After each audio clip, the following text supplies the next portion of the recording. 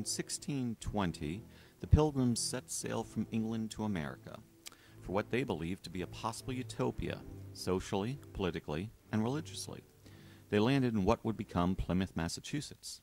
It was a utopian grand vision, and they were in uncharted waters, figuratively as well as literally. Some of the settlers migrated and founded Salem 6 years later. They were hoping to achieve what John Winthrop called a city upon a hill. The eyes of all people are upon us. 66 years later, within the span of a lifetime, this utopian dream had turned into a dystopian nightmare. Neighbor turned against neighbor. Over 200 people were jailed, 19 people were hanged, one was crushed to death with stones. Fear and suspicion reigned. Salem is now synonymous with hysteria, dividing up a community. So what went wrong? We must remember that the culture of the English settlers in the New World mirrored those that remained in the Old World. All of their beliefs, their history, their superstitions were still with them and passed down. Perhaps, being strangers in a strange land, these were amplified. The England that the Pilgrims left had relatively recently had several well-publicized trials.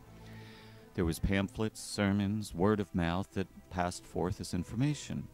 The symptoms of the adolescents bore a striking resemblance to those that occurred at Salem. Some of those in England were determined to be hoaxes, either for the money or for a tiny bit of fame. Others were considered to be legitimate. Witches, demons, Satan, etc.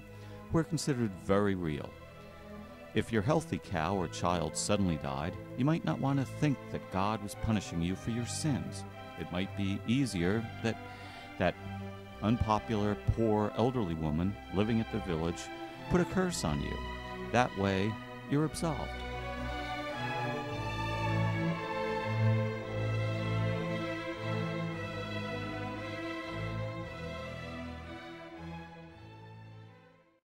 The interest in demonic possession reached from the lowliest peasant all the way up to King James I.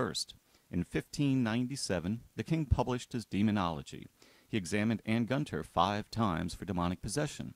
Believing it to be a hoax, which was true, her father spent at least a year in jail. Her symptoms were nearly identical to those adolescent girls at Salem. Moving up to Salem, these folk tales, real events, and superstitions collided with hysteria, distrust, fear, human nature, and surveillance. One's neighbors watched you and testified under oath what looked suspicious to them.